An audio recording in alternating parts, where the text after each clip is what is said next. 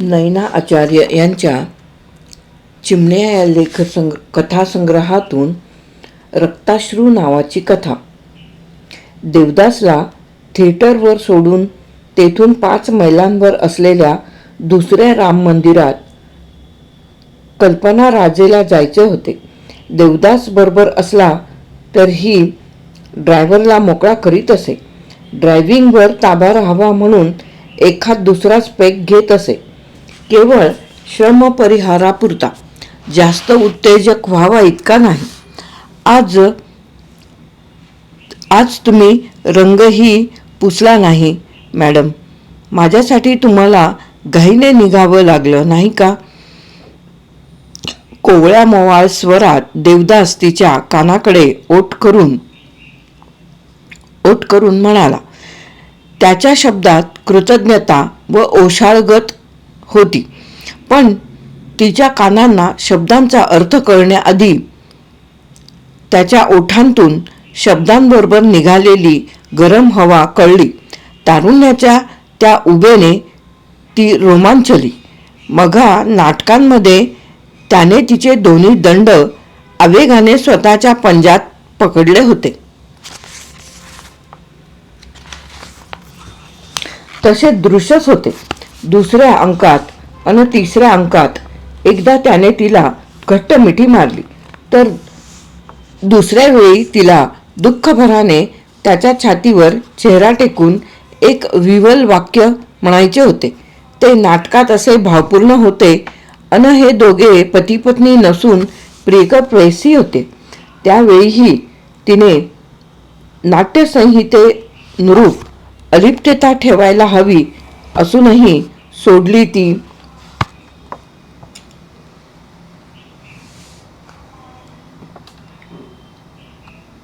त्यावेळीही तिने नाट्यसंहितेनुरूप अलिप्तता ठेवायला हवी असूनही सोडली. ती भूमिकेतील रेश्मा न राहता कल्पनाच झाली. देवदासचा दगदगीत रंगेल स्पर्श तिने रोमरोमी टिपला. परिणामी काम छान वठले. टाळ्या मिळाल्या, नेहमीच मिळत तशा. आता क्षणभरानंतर त्याचा प्रश्न तिला कळला. ती मनात म्हणाली, रंग न पुसताच खरं तर बाहेर हिंडणे प्राप्त आहे मला. कपाळ व गालावरच्या सुरकुत्या, ओघळलेले गाल अन मानेवरच्या रेषा लपवल्याखेरीज मला माझी इमेज टिकवणं अशक्य आहे. म्हणून स्टेजवर करते तेवढ्या जादा कसोशीने घराबाहेर पडताना मेकअप करते मी गेली 2-3 वर्षे. हल्ली तर घरातही 2 पातळ थर चढवूनच चेहरा दाखवते. रूज लिपस्टिकशिवाय भागतच नाही. मागून ती उघड म्हणाली, अरे लगेच प्रवेश आहे माझा. हो, पण त्या नाटकात तुम्ही तरुण नाही ना. गडद लिपस्टिक आणि गुलाबी मेकअप करून पुसावा लागेल की. त्यावर खळाळून चांदीच्या घंटेगत मोकळे हसत ती म्हणाली, चावट. रंगाचा एक थर तर चोरा तूच पुसलास, म्हणून तर मगा ओठ पुसलेस ना स्वतःचे. पुसलेच का? धुतलाय मी सारा मेकअप. अहो, पुढले काम माझे दरोडेखोराचे आहे. संपूर्ण वेगळीच रंगभूषा आहे. शिवाय तुमचे गुलाबी रंगाचे ठिपके चेहराभर. शेवटच्या प्रवेशानंतर स्टेजवर 1.5 मिनिट पुरा अंधार करतात. त्याचा चांगलाच फायदा उठवलास. बाकी देवदास, तुझी माझ्यासह नसलेली दुसरी दोन्ही नवी नाटके जकास चालतायत. एकाचा नाटककार एवं नाही. तसंच नव्हे, त्याचेही एखाद दुसरे नाटक रटाळ आहेच. पण यावेळी भट्टी जमलीये या नाटकाची. तुझ्या वाटणीला तर संवादांची आतषबाजी आणि दिलखेचक प्रसंग आलेत. दुसऱ्या नाटकात आमचं टीमवर्क एवं नाही. स्वतः लेखक कम दिग्दर्शक नाटकात काम करतोय, पण हिरो होण्याचा हट्ट घेतला नाही त्यानं. प्रेक्षकांवर उपकार आहेत त्याचे. नाहीतर 50शीत कॉलेज तरुणाची कामे करतात काही जण. केवळ कंपनीत शब्द झेलला जातो म्हणून. तसं तारुण्य टिकवलं तर काही हरकत नसावी. आता तुम्ही जर कुर्ता बेलबॉटम आणि पंजाबी ड्रेस घालून स्टेजवर आलात तर कोवळी हिरोईन नक्की शोभल.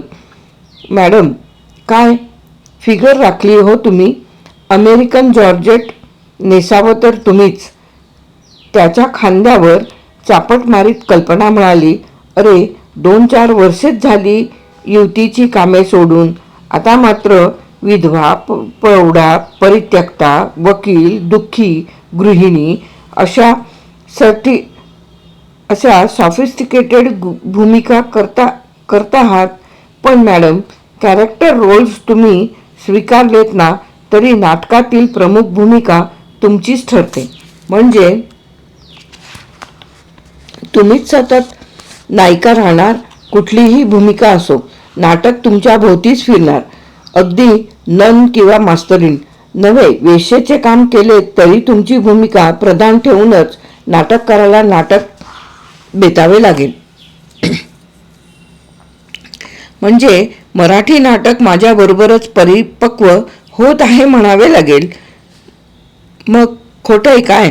तुम्ही हिंदी सिनेमात गेला असता तर त्या इंडस्ट्रीला जराशी प्रौढ गंभीरता व आशय प्राधान्य आले असते.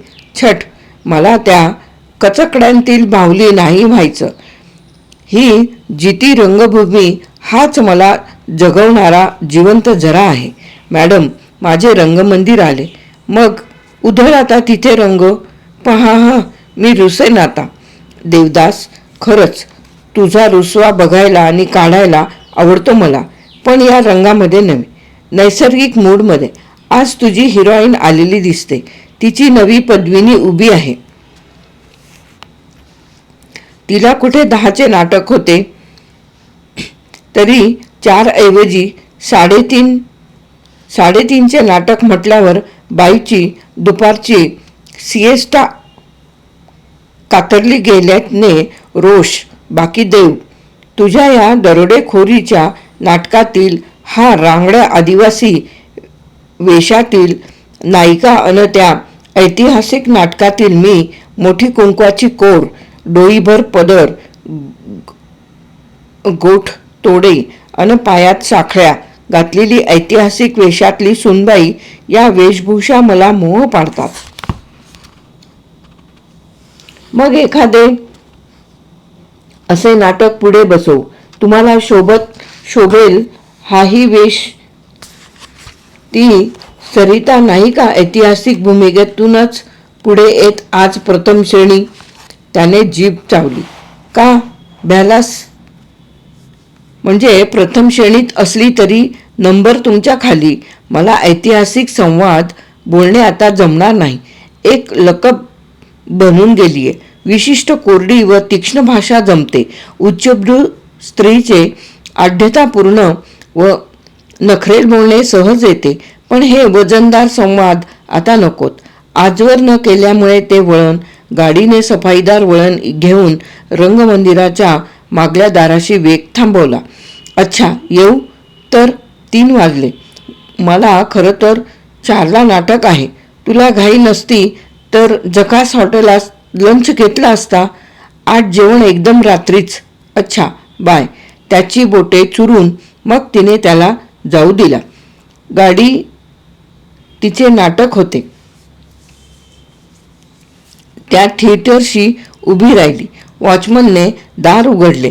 मेकअप रूमपर्यंत 2 मजले म्हणजे छोटे 4 जिने चढायचे. ती आज थपकत चढली. तरी जिने चढल्यावर श्वासाचा वेग वाढला. छाती जोरात धडधडली. छे, वय लपवून म्हटले तरी सर्वच बाबतीत जमत नाही. कमावलेला आवाज, सफाईदार मेकअप, भुरळ पाडणारे विभ्रम, सफाईदार चाल सारे तारुण्याचा निसटता पदर खेचून मागे ओढीत होते. पण शरीर, अंतर्मन, मनाने खूप उभारी धरण्याची कोशिश चालू होती. मनोबळाने ती शरीर टवटवीत 25शीत रोधण्याचा प्रयत्न करीत होती. पण असे श्रमाचे प्रसंग येत. मग भांडे लपत नसे. जिने चढून होताच संभाषण टाळायचे, पार्टीमध्ये बेताचे खायचे, तरी उत्साह राहत नसे. कधी दिवसाचे 2-2 प्रयोग, तर कधी दौरे यांनी फार थकवाई. कधी पार्टीज, तर कधी परिसंवाद, तर कधी सभा व्याख्याने यांनी मरगळून जायला हवी. मनाला उभारी असली तरी शरीर साथ देत नसे. शिवाय घरची स्वयंपाक पाण्याची जबाबदारी नसली तरी थोडीफार जोखीम असेच. ठाई ठाई नोकर असले तरी यजमानीन म्हणून व आल्विनची पत्नी म्हणून त्या घराचा वाटा द्यावाच लागे. सोशल ॲक्टिव्हिटीज, नाटकांचे दिग्दर्शन, भूमिका, तालमी, 1 ना 2 साऱ्यात मनाने पुढाकार घ्यावासा वाटे. ती घेई, पण धडपडत राही. झेपेल तेवढेच न करता इच्छिल तेवढे काम अंगावर घे. मग क्षीण असह्य झाला की मद्य प्रयोगापूर्वी निक्षून न पिण्याचा कटाक्षही आता मोडला. मात्र नाट्यगृहात पिऊ दिले जात नसे, म्हणून वाटेतल्या बारमध्ये किंवा पडदे लावलेल्या कारच्या मागल्या सीटवरच ती पेला रिचवून टाकी. मद्यानेही आताशा उत्साह भरत नसे. मनाला तर 45तही नाट्यसृष्टीतील फर्स्ट लेडी हे स्थान सोडण्याची कल्पनाही सोसत नव्हती. मग तिने शक्यतोवर तरुणीची कामे केली. आता प्रौढ तरुणी, महत्त्वपूर्ण प्रौढ स्त्री असे रोल्स. कधी सकाळी 10ला नाटक असे. नेमके आदल्या रात्री 8:30चा प्रयोग असल्याने 1-1:30 वाजे तो जागरण झालेले. 7 वाजून गेले तरी डोळे उघडत नसत. अलार्म कळे पण उठवत नसे. चहा, ब्रेकफास्ट, प्रसाधन सारे कधी होणार. मग कुशीला वळून ती पलंगाच्या कडेला छोट्या कपाटातून मद्य काढी. पारोशा तोंडाने कोराच घोट घेई. मग डोळे ताट उघडत. बेडटीऐवजी बेड ड्रिंक. निजताना व उठतानाही. अशा वेळी तिला आई आठवे. पहाटे स्नान, पूजा, पोथी आटपून मगच चूल पेटवून चहा घेई ती. रविवारी वडील सुटीच्या मूडमध्ये सकाळच्या चहानंतर सिगरेट पेटवत व स्वयंपाकघरातच डायनिंग टेबलजवळ झुरके मारीत बायकोशी गप्पा करीत. सिगारेटच्या धुराने आईला मळमळे. धूर निवारीत ती मृदू स्वरात म्हणे, हा रामप्रहर आहे. भजन, भूपाळी, श्लोकपूजा नका करू, पण निदान उदबत्ती, फुलांच्या सुगंधित वेळी हा धूर. अगं, हा सुगंधच आहे. याने आम्हाला किती तरतरी येते म्हणून सांगू. वडील हसत सांगत. आई नाक मुरडी. अशा पवित्र सुगंधी रामप्रहरात तिची लेक मद्याच्या दर्पाने तोंड ओले करीत होती. पण सोसत नव्हते तरी नाटक क्षेत्रातील आपले वर्चस्व अबाधित ठेवण्याचा अट्टहास सोडवत नव्हता.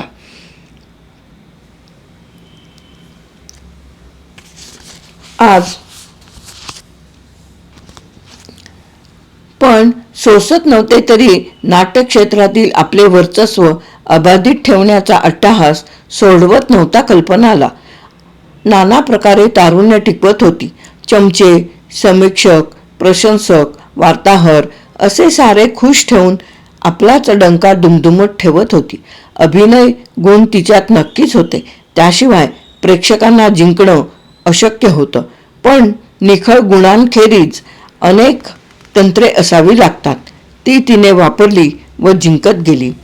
आता ही पाश्चात्य वळणाच्या उच्चभ्रू पुरंदरीचा मेकअप करताना तिला जाणवलं की नको इतक्या सुरकुत्या वाढतायत.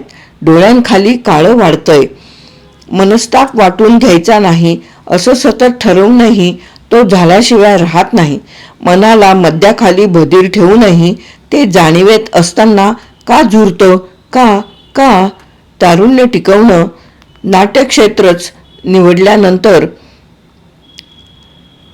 त्यात अखंड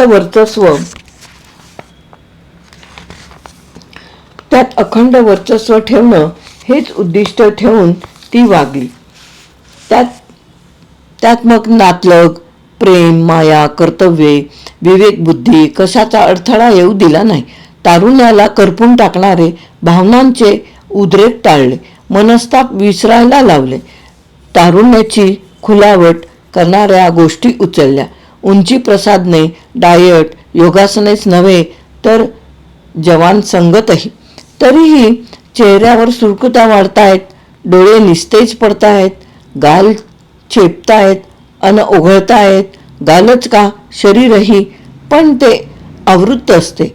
उन्नत आहे असा आभास टिकवता येतो. चेहरा मेकअपमुळे इतका निबरला की तो मेकअपशिवाय बघवेनाच, पण तो लपवता तरी येत होता. मात्र गळा, मनगटे नि विशेषतः पंजे यांच्यावरच्या सुरकुत्या कशा लपवाव्या? ओह, हे तळवे खरखरीत झालेत. बोटे, पंजा, मनगटे ही काही चेहऱ्याप्रमाणे सतत प्रसाधनांमध्ये लपवता येत नाहीत. त्यावरल्या सुरकुत्या व सैल चमडी, छी, मुरब्बी चेहऱ्यांना कळून येते. त्यावरून आपले वय मॅनिक्युअर नेहमी करत असले, घरी नाना क्रीम्सने मालिश केले तरी त्वचा ऐकत नाही. परवाच एका कंपनीतल्या एका ड्रेसरला तिने नोकरीतून अर्धचंद्र देवविला. तिला कंटाळा आला म्हणून तो तिची रंगभूषा करून देत होता. तिचे ते काम प्रौढेचे होते. 2 अंकानंतर ती प्रौढा थकून विकल होते असे दाखवायचे होते. तर ती मेकअपमॅनला म्हणाली, उभ्या ब्राऊन रेषा काढ याच रंगावर अन लिपस्टिक लाली फिकी कर. त्यापेक्षा मॅडम, हा मेकअप पुसून जरा गडद पावडर लावून जा स्टेजवर. रिंकल्स आहेतच गालावर. प्रौढेचा मेकअप वेगळा नकोच तुम्हाला. बापरे, कल्पनाचे डोळे त्याच्यावर आग ओकू लागले. ती खेकसली. Get out. निर्माता दिग्दर्शकाला तिची मर्जी राखणे भाग होते. त्यांनी त्या मेकअपमनला नोकरीवरून दूर केले. पण त्याच्या शब्दांनी झालेली जखम तिला ठसठसत होती. स्वतःच विसरू पाहत असलेले सत्य असे समोर येऊन गेले. शरीराचा बांधा, पुष्टता, गोलाई व कांती हे सर्व टिकवण्याच्या कल्पनाने कसोशीने गेली 15 वर्षे प्रयत्न केला होता. वेळ व पैसे खर्चून, अर्थात पोटातही तारुण्यवर्धक औषधे, मालिश, प्रसाधने व योगासने इत्यादी सर्व जारी ठेवूनही तिचे डोळे कधी निस्तेज होत, खोल जात, काळी वर्तुळे उठत,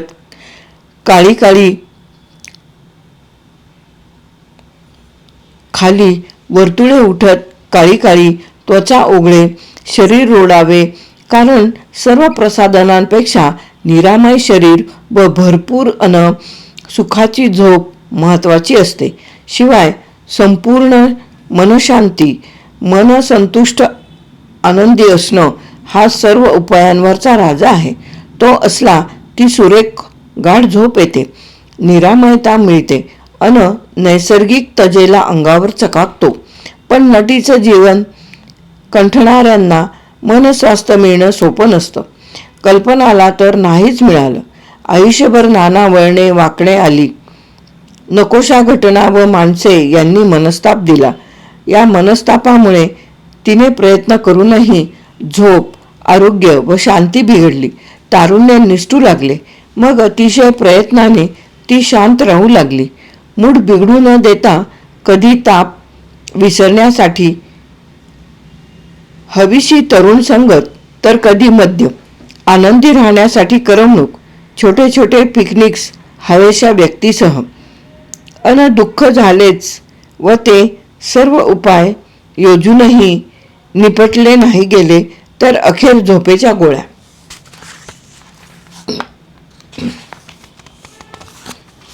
तरीही चेहरा ओघळतो, अंगाला सुरकुत्या. डॅमिट, हे महागडे विदेशी cream, facials, steam bath, massage सारे फुकट. तिच्या कृश बोटाकडे ती बघते. दिलावरने दिलेली हिऱ्याची अंगठी हल्ली त्यात सैल होते, काढावी लागते. एकेकाळी तिची बोटे त्यावर नुसते हात फिरवावेत त्यासाठी तरुण तळमळत. ते मऊ मऊ गुलाबी तळवे नि पंजे हाताळण्यासाठी शेकहँडचा प्रयत्न झाले. हस्त ज्योतिषाचा आव आणीत कुणी समीर तर रात्रभर ते पंजे आपल्या हातात गुंतवूनच झोपे. त्यानेही एक साधी पावतळा भाराची बदामाकृती अंगठी तिच्यासाठी केली होती. तो तिच्या बोटांत वर खाली करीत तो तिचा हात कुरवाळीत एकीकडे बोले. बोलताना त्याला नेहमी बायकोचा हात कुरवाळीत बोलण्याची लकब होती. निदान दोघांमध्येच बोलणं चाले तेव्हा तरी खासच. ती पातळसर अंगठी आज कुठेतरी कपाटात पडली असेल. झुरळ तिच्यावर नाचत असतील. तिच्यावर समीरचं नाव होतं म्हणून ती केव्हाच कोपऱ्यात पडली. त्यानंतर त्या अंगठीच्या कैकपट मौल्यवान अशा कित्येक अंगठ्या या बोटांवर नाचल्या. दरेक अंगठीनं येताना खुशी दिली, जाताना ताप अनतो विसरण्याची तिची धडपड. समीरने डिव्होर्स देण्यासाठी खूप खळखळ केली, पण तिने खूप पैसे ओतून उभ्या केलेल्या नामवंत वकिलापुढे तो मुळीच टिकला नाही. मात्र त्याचे अखेरचे भाषण दाहत राहिले. शिवाय मुलाचा विरह डंख करी काळजाला. मग अरुणबरोबर उटीला महिनाभर मुक्काम केला तिने. स्विमिंगच्या नादात मन रंगवले. अभिनय गुण कल्पनाने शाळेपासूनच प्रगट केला. आईवडिलांची एकली बेटी म्हणून त्यांनी कुठलीही हौस ठेवली नाही अन कशालाही अडथळा आणला नाही. कल्पना राजे एका कारकुनाची मुलगी असूनही कल्पना राजे अशा एखाद्या प्रिन्सेसच्या थाटाला व लाडात कल्पना राजे एका कारकुनाची मुलगी असूनही कल्पना राजे अशा एखाद्या प्रिन्सेसच्या थाटात व लाडात वाढली. हवेत मनोरे बांधित राहिली. मन मानेल ते केले. शालेय उपांगात भाग घेतला. नाटक सभांतून चमकली. ऐपत नसलेल्या वडिलांनी कौतुकाने कॉलेजला घातले. तिथे तर ती राणीच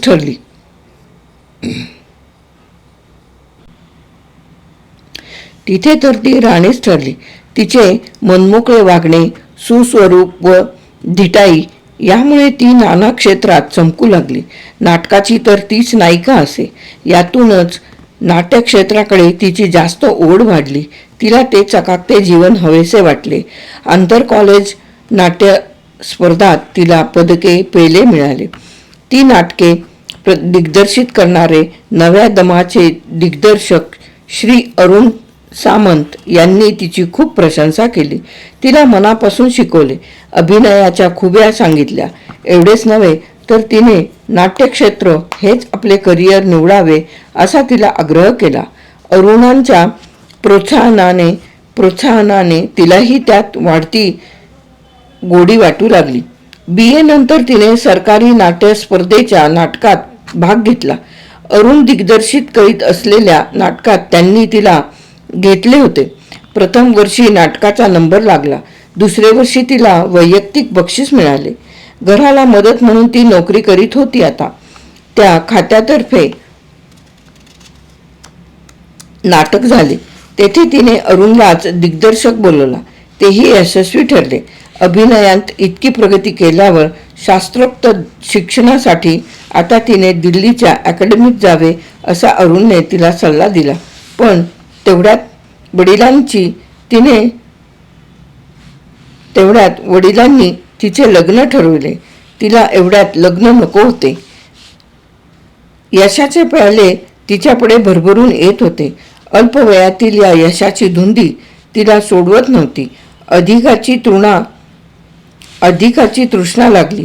पण हीच रेषा धोक्याची हे अनुभवी पित्याने जाणले. कल्पनाने खूप विरोध केला, पण वडिलांनी ऐकले नाही. पदवी व नोकरी मिळवल्यानंतर 25शीत असलेल्या मुलीचे लग्न करण्याची हीच योग्य वेळ आहे व ही वेळ गमावली तर चटकन लग्न होणे कठीणच. नाटकातील जगमगटाची जास्त चटक लागली तर तिला संसाराचे बंधन नको वाटेल हे तिचे आईवडिलांना उमगले. म्हणून वडिलांनी दरडावले व आईने प्रेमाने समजावले. ती एकुलती एक होती. त्या दोघांना दुखावणे शक्य नव्हते. समीरचे स्थळ त्यांनी पाहिले. तोही चांगला होतकरू उमदा इंजिनियर होता. दिसायला गोरा, पगार बरा, घरी आईशिवाय कोणाची जबाबदारी नसलेला. तिचा फारच हट्ट पाहून आईने समीरकडे तिला नाटकांत कामे पुढेही करू देण्याची परवानगी मागितली. त्याने म्हटले, धंदेवाईक कंपन्यांतून धंदेवाईक नटी म्हणून तिने काम करू नये. हौशी संस्था व स्पर्धांच्या नाटकात तिने अधूनमधून काम करायला माझी हरकत नाही.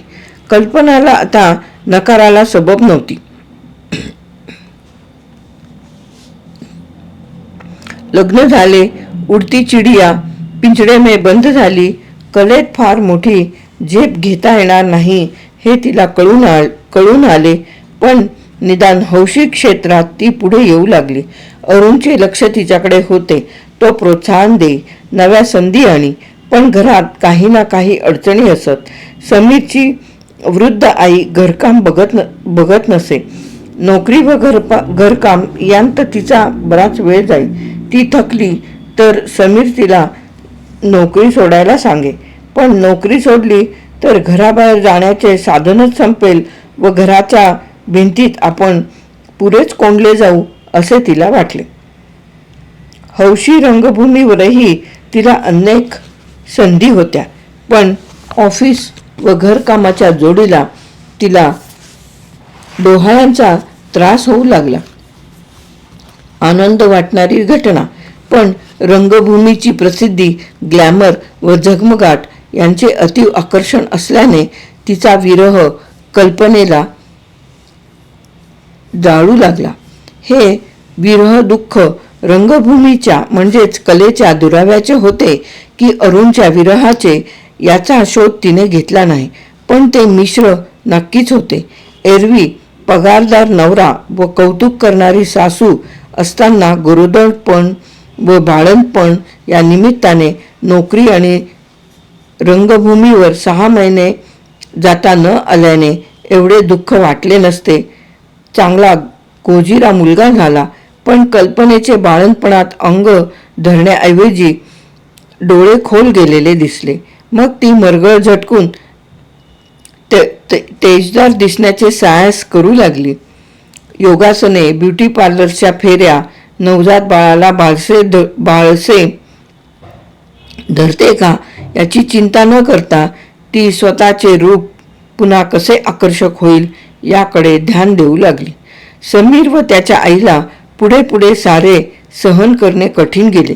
या स्त्रीचे चित्त संसारात स्थिर नाही हे म्हातारीने ओळखले. नातू तिच्याच अंगावर असे. कल्पना पुन्हा रात्री बेरात्री नाटकांच्या तालमीला जाई. पोचवायला अपरात्री अरुण येई. त्याच्या स्कूटरवरून ती अपरात्री येते हे बघणे मुश्किल होई. कुरबुर वाढली. तुम्ही या ना मला सोबत, कल्पनाने नवऱ्याला सुचवले. मला सकाळी 8ला ड्युटीवर उभे राहावे लागते. मला जागरण सोसणार नाही. घरात वाढत्या कुरबुरी तर उलट बाहेर नवनवे चाहते, खुशीपत्रे, सहकार्यांत प्रशंसा, अरुणचे चेतक प्रोत्साहन व सान्निध्यही. तिच्या मनाचा तोल स्थिर राहिना. मग ती सरळ एक खोली घेऊन वेगळी राहिली. उघड धंदेवाईक नाटकात शिरली. समीरला ते असह्य झाले. त्यानं अक्रस्ताळेपणा केला. त्याचाच पुरावा ठेवून तिने डिवोर्स घेतला. अरुणसह प्रवासाला जाऊन थंड हवेवर राहून मनस्ताप विझवला. अरुणचे व तिचे संघटन वाढतच गेले. तो हौशी रंगभूमीच्या जोडीला धंदेवाईक संस्थात दिग्दर्शन करत होता.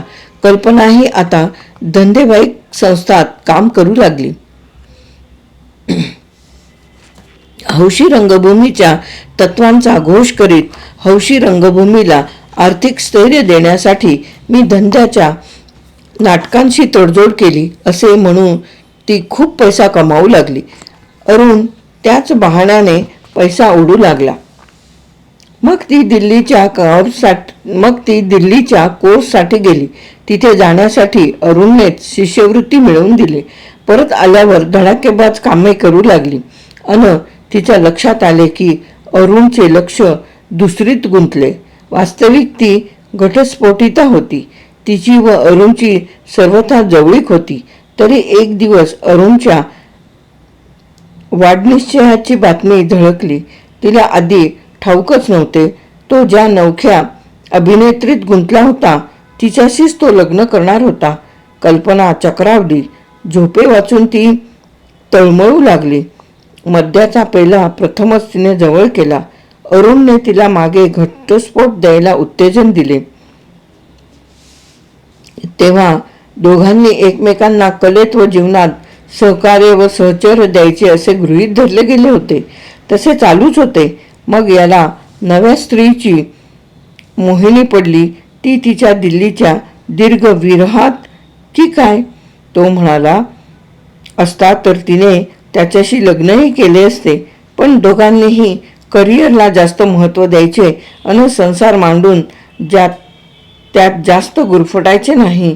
तो पास जरुरीचा नाही असे अलिखित ठरवले होते. कल्पना अरुणला जाब विचारू शकत होती. त्यांचे लग्न रद्दही करू शकली असती.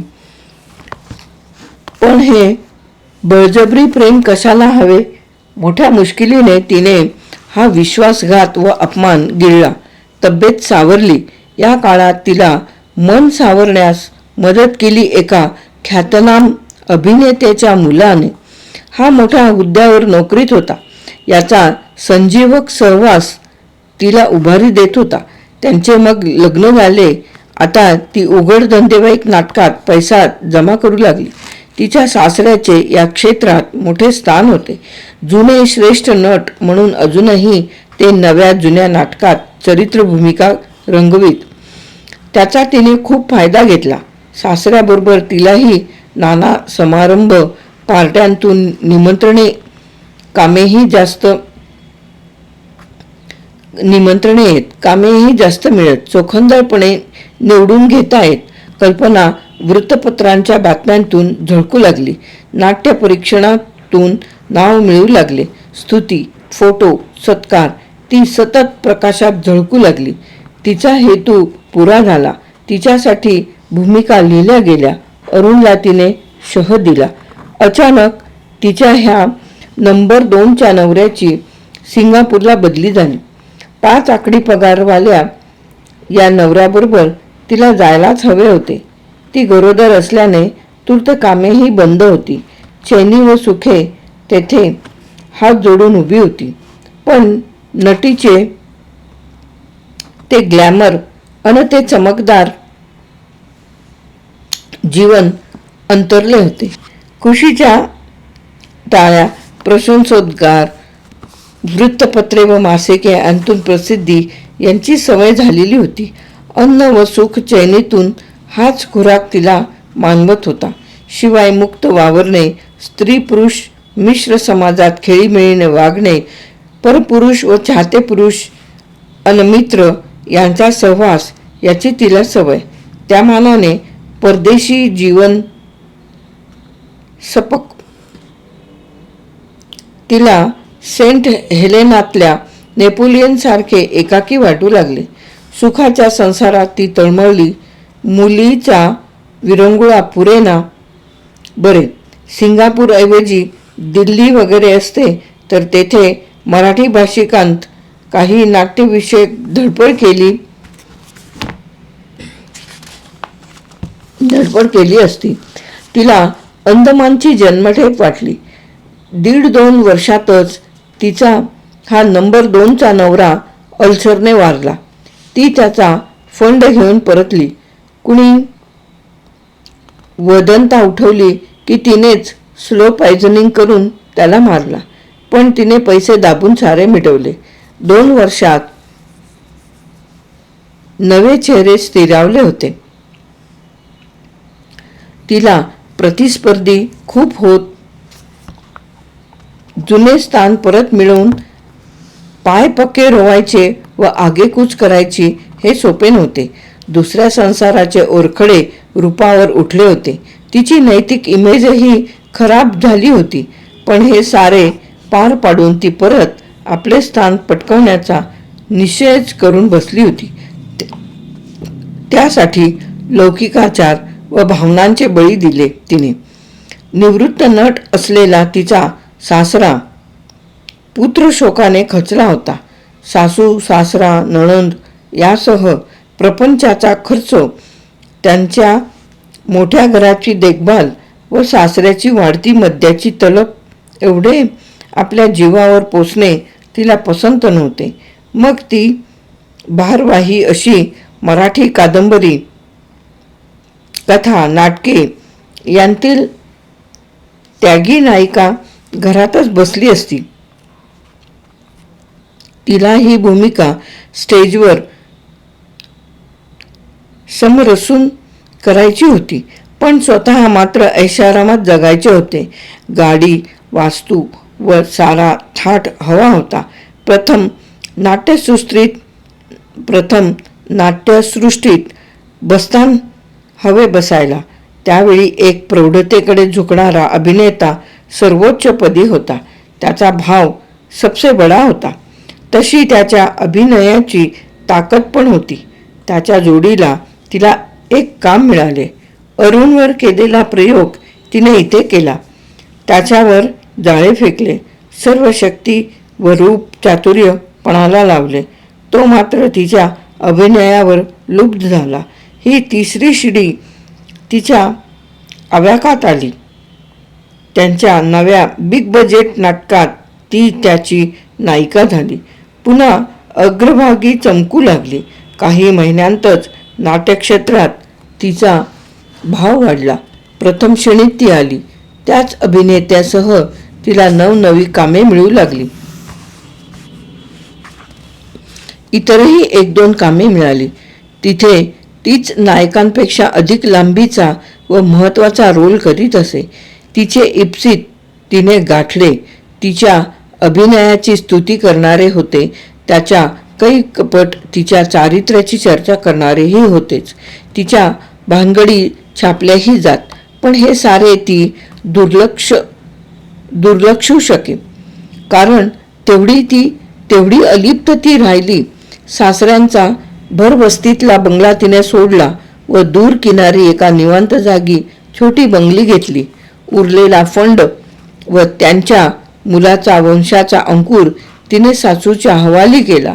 नव्या जागी जगाचे वाग्बाण तिला स्पर्शत नव्हते.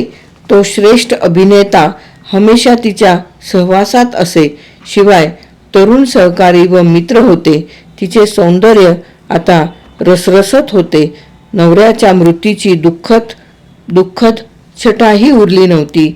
या 2-3 वर्षात तिने अनेक महत्त्वाच्या भूमिका केल्या. त्यांचे शतक महोत्सव झाले. कमान चढत होती. कैफ चढत होता. ती स्वतःमध्ये गुंग होती. इथे पुन्हा तिचे लक्ष राहिले नाही. ते नटश्रेष्ठ तिला विश्वासात न घेता सिनेमात गेले. झपाट्याने एका वेळी अनेक चित्रपटात चमकू लागले. ते जातील तिथे गाजतील असे होतेच. पण इकडे कल्पनावर असलेली त्यांची नाटके हादरली, बंद पडली. कल्पनेला त्यांच्या जागी आलेला नवा हिरो आवडेना. त्यांचे काम त्यांच्या एवढ्या सामर्थ्याने कुणाला पेलेना. तिच्या हाती 2 नाटके होती. तेवढीच ती करीत राहिली. आपले स्थान डळमळणार काय? ती पुन्हा मद्य पीत दुःख बुडवू लागली. तसे रूप उतरू लागले. ती बेचैन होत होती. मागणी असूनही सिनेमात न जाण्याचे तत्त्व तिने मात्र पाळले. तिचा तोरा त्या रिटेक्सच्या व अस्थिर क्षेत्रात राहिला नसता हे ती जाणून होती.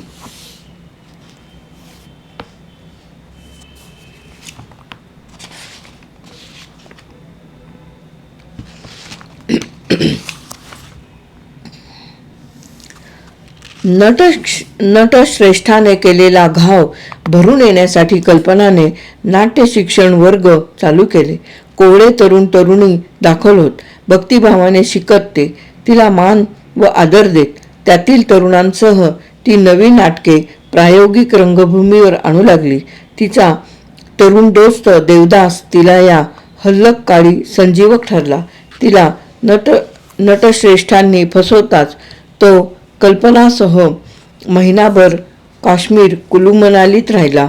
मद्य, फळे, मेवा व देवदासची संगत तेथून स्थिर होऊन ती आली. नवे वर्ग, नवी नाटके यात रमली. फर्स्ट लेडी हे नाट्यक्षेत्रातील स्थान टिकवण्यासाठी धडपडू लागली. तिच्या शिबिरातले एक दोन कसदार नट व देवदास यांनी तिच्या नायकाच्या भूमिका केल्या. ती चारही नाटके सुदैवाने प्रेक्षकांनी उचलून धरली. ही कसलेली नटी व ते उसळते नायक त्यांना आवडले. मग काही वर्षे या अहंतेच्या लाटांवर डोलत गेली. 40शीतही ती तरुणीच ठरली. सन्मानाचे नवनवे मोके आले. अरुणलाही तिने मागे टाकून सूट घेतला. ती दिग्दर्शन करू लागली. अर्थात त्यामुळे नायिका तीच असे. तिच्यासाठी प्रौढ भूमिका घेतल्या जात. एक फ्रेंच रंगभूमीचा दिग्दर्शक निर्माता भारतात दीर्घकाळ अभ्यासासाठी आला. त्याने भारतीय नाटकांचा अभ्यास व भाषांतरे केली. तसेच फ्रेंच नाटकही हिंदीत बसवले. एका निर्मात्याने कल्पनेला ते मराठीत आणण्यास दिले. त्यावेळी त्याची व कल्पनाची भेट झाली.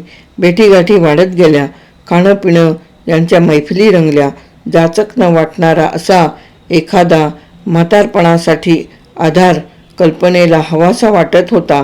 एवढ्यातच बंधने नको होती. पण या अस्थिर व्यवसायात पुढली सर्वच तरतूद हवी होती. तो फ्रेंच निर्माता कोट्याधीश होता. अर्थार्जनाची गरज नव्हतीच त्याला. म्हणून तर पदरचे पैसे उडवून तो हौशीच्या क्षेत्रात अभ्यास, संशोधन व प्रयोग करीत होता. मोठा खुल्या दिलाचा होता तो. 4 वर्षे कल्पना त्याच्यासह वावरत होती. भारतभर फिरत होती. नंतर त्याने फ्रान्सला प्रयाण केले तेव्हा तीही महिनाभर राहून आली. तो वर्षाने परतला. त्याला इथला लळा लागला होता. आपण इथे अधूनमधून सतत राहत जाऊ. त्यासाठी इथे घर करावे. शक्यतोवर समानशील पत्नी मिळाल्यास लग्न करावे असे तो बोलू लागला. कल्पनाने ही चौथी संधी साधली. आपल्याला चारित्र्यावरून कुत्सित वागवान झेलावे लागतात. ते बोथट करण्यासाठी ही संधी उत्तम होती. त्या फ्रेंच माणसाशी तिने लग्न केले. हा प्रौढवयी कलंदर दिलदारही होता. त्याने कल्पनेच्या भूतकाळाची चौकशी केली नाही. अगर कसलेही बंधन तिला घातले नाही. तो कायम तिच्या संगतीत राहिलाही नाही. फोर्टमध्ये मरीन लाईन्सला त्याचा फ्लॅट होता. कधीतरी फोनवर भेट ठरवून तो कल्पनेच्या बंगल्यावर येई. पार्टी समारंभांना दोघे एकत्र असत. कल्पनाला नवी विदेशी गाडी मिळाली. शिवाय तिने फार काळचे एक स्वप्न साकार केले. तिला स्वतःची नाट्यसंस्था काढायची होती. तिला ह्या फ्रेंच धनिक पतीने सैल हाताने भांडवल पुरवले. साऱ्या विद्यमान संस्थांच्या नाकावर टिचून तिने एक वैभवशाली नाट्यसंस्था उभी केली. तरुण नट व जुने चारित्र अभिनेते घेऊन तिने प्रायोगिक चांगली नाटके धंदेवाईक भूमीवर घेतली. स्वतः भोवती बेतलेली नवी नाटके लिहून स्वतःचे महत्त्व वाढवले. ती नाट्यसृष्टीत आघाडीवर राहिली. अभिनेत्रीत फर्स्ट लेडी होती. ती टॉपमोस्ट ठरली.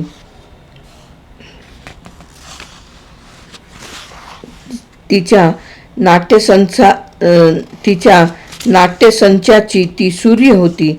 देवदास व काही उमदे तरुण भोवती फिरत. देवदास तर खास दोस्त, ज्याच्या सहवासात तिला वृद्धत्व गाठू शकत नसे व तारुण्य खुलत असे असा खास प्रेमिक. तिच्या फ्रेंच नवऱ्याने या कशाला हरकत घेतली नाही. तो पजेसिव्ह हिंदू उच्चवर्णीय नव्हता. सहस्त्रदल कमलाप्रमाणे कल्पना खुलत होती. मनस्तापाचा क्षणही जवळपास रिघू देत नव्हती. प्रौढत्वाच्या निशाण्या लपवून मोठ्या उत्साहाने मिरवत होती. सदाहरित वेलीगत लवलवत पुरुषांना अजूनही भुरळ घालत होती. ते नटश्रेष्ठ व अरुण यांसारख्या तिला उपेक्षिणाऱ्यांकडे आता ती तुच्छतेने बघत होती. देशभर व विदेशीही प्रवास, नाटकांचे दौरे नि व्याख्याने करीत तिचे अहंतेचे तारू शीड भरून वेगाने चालले होते. आजचाही प्रयोग रंगला. टाळ्या झेलीत ती घरी आली. पुढे आठवड्यातील दौऱ्याचा मनात तपशील आठवीत राहिली. कामे झाली कोणती व राहिली कोणती आठवीत. एकीकडे ती टेपवर धुंद गाणी ऐकत होती. उषाला रुमाल दिसला. त्याचा सुगंध हुंकताच तिला देवदासची आठवण झाली. तिच्या दौऱ्याला मोकळा राहण्यासाठी देवदास आपले प्रयोग उरकून घेत होता. त्याच्या नायिका एवढ्या भरपूर मागणी असणाऱ्या नसल्याने मोकळ्याच असत. तो देईल त्या तारखांना त्या येत. आज 3:30 नंतर परत रात्री 8ला त्याचा प्रयोग होता. या गंधाने तिला मत्त केले. हा गंध देवदासचा आवडता. त्याच्या छातीवर मस्तक टेकले की त्याच्या पौरुषाचा वास अन हा सेंट तिला धुंद करी. आत्ता तो हवा होता फार फार. हे गीत, हा गंध अनथकवा. मद्याचा घोट चाखत दोघांनी या पलंगावर क्षीण विसरत रात्र काढली असती. बोलवावं का त्याला फोन करून? 3 प्रयोगांनी दमलेला देवदास येईल का?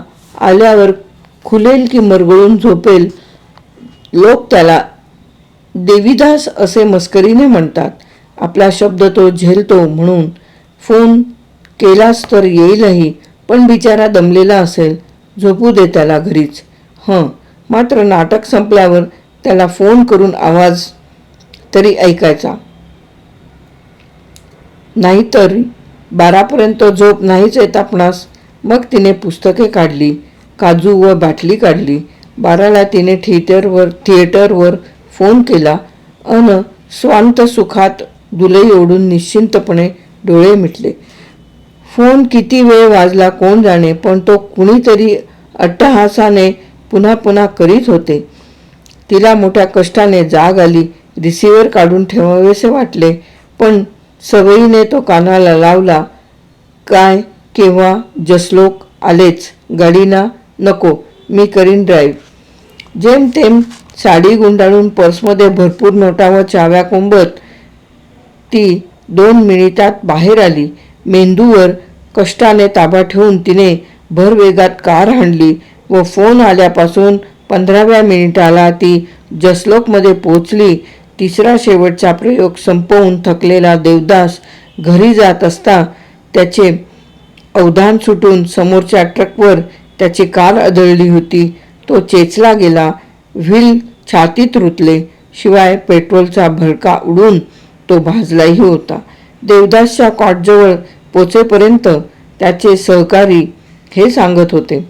देवदासला पाहताच तिने हुंदका व किंकाळी दाबण्यासाठी तोंडावर हात ठेवले व डॉक्टरांच्या चेंबरमध्ये धाय मोकलून रडत त्यांच्या विनवण्या केल्या. 1000 रुपये मी खर्चीन. देवदासवरच्या उपायांत कसूर करू नका. सारे डॉक्टर्स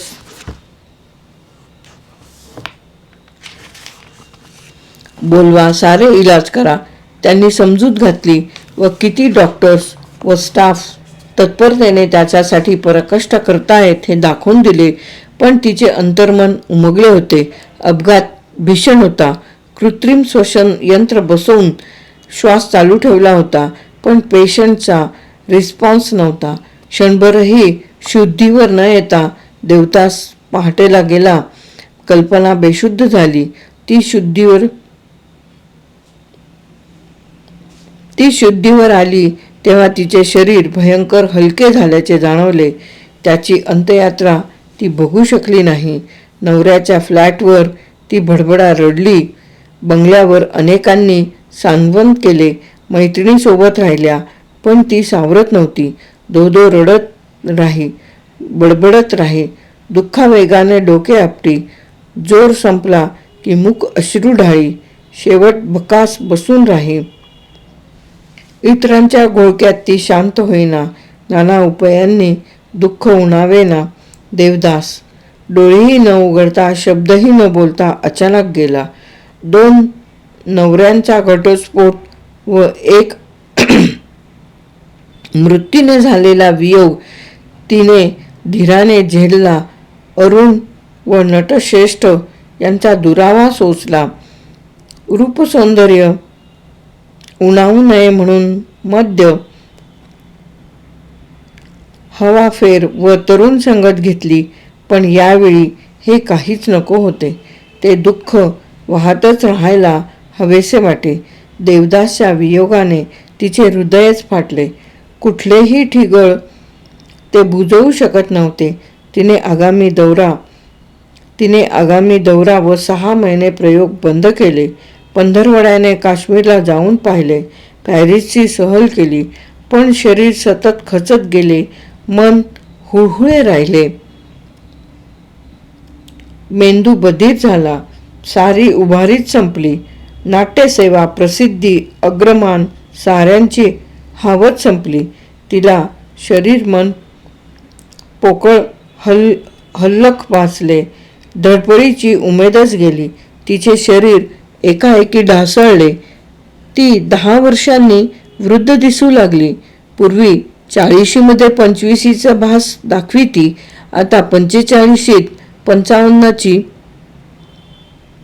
वाटू लागली. तिचे सहकारी तिचे रंजन करू पाहात. नवरा भारी दराच्या ब्युटिशियन्सची ट्रीटमेंट देऊ बघे, पण तिने हे सारे नाकारले. नाट्यसृष्टीतील झळाळते जीवन, ध्येय, यश सारे मेले जणू. तिला ते कडू वाटू लागले. त्यांची क्षणभंगुरता या दाहक मृत्यूने पटली. अन जीव जडवलेला देवदास तिच्या हृदयात जी विरहाची आग पेटवून गेला ती भरून निघेना. नकळत तो तिचा मूलाधार बनला होता. वय लपवण्याचे सारे खटाटोप कल्पनेने सोडून दिले. चरित्र अभिनेत्री म्हणून चमकण्याची हाव सोडली. तिने व नवऱ्याबरोबर पॅरिसला जाऊन साधे गृहिणी जीवन ती जगू लागली. कथा समाप्त.